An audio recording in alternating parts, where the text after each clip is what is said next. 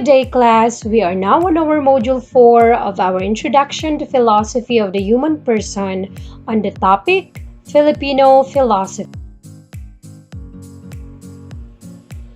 In this lesson, you are expected to discourse the notion of Filipino philosophy in concrete situations.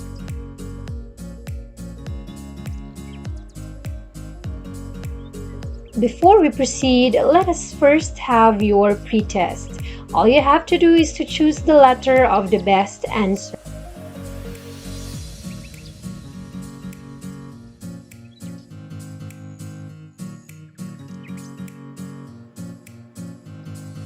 Let us now check your answers. Number 1 is letter B.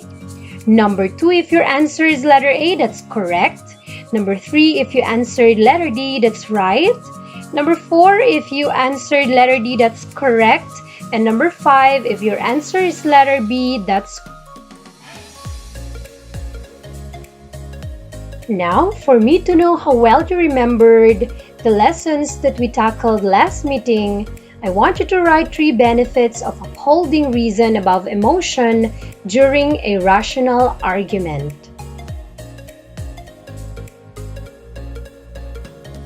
Let us now learn the Filipino philosophy. In the past decade, the dominating influence of Western-oriented philosophy has diminished due to an increasing academic attention to the ways of Eastern thought.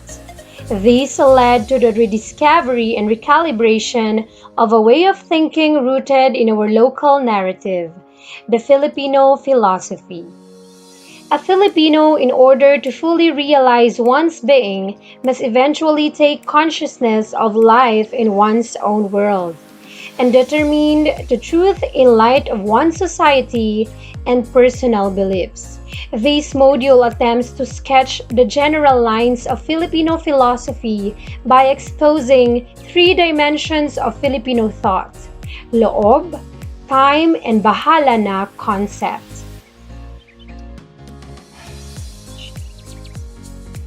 First of the 3 dimensions of Filipino thought is loob. The notion of interiority is central to loob. This notion manifests itself through the actualization of freedom, in which process the self is shared with the other. Kabutihang loob, kagandahang loob, and kalooban are some terms that point to the primacy of interiority in the Filipino interpersonal flow. This idea is further strengthened by using intermediary values such as loyalty, conformism, and respect.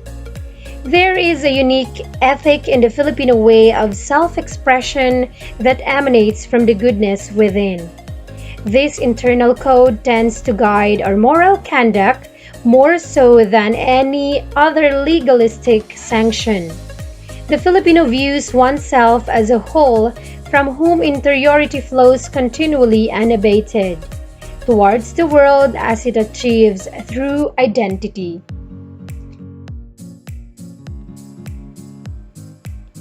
Next is Filipino philosophy of time. A Filipino is considered an unmitigated optimist. This comes from the belief in gulong ng palad, which assures that life is a series of ups and downs. Hence, this belief immerses that Filipino in the hope that good will happen after misfortune. There is a misconception of Filipino time as delayed time, which can be misleading given that Filipino farmers often rise early to attend their fields and waste no time for labor. The concept of siesta time or power nap is also important for Filipino culture and should not be necessarily considered negative. The third dimension of Filipino thought is the bahala na. Bahala na, or come what may, is a distinct Filipino virtue, which is considered as the courage to take risks. This concept may be accounted for why, instead of poverty, millions of Filipinos take high risk in work conditions only to support their family. According to Ramos 2016, bahala na is also seen as fatalistic. It is a sort of leaving everything to God or to chance. Such is the uncertainty of life. On the other hand, fatalism is universal. All signify, in one way or another, is fatalism.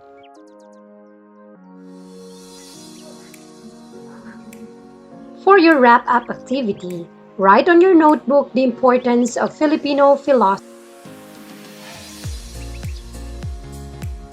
To let me know how you valued our lesson for today, please answer the question: if you were entertaining a tourist, how would you describe the Philippines?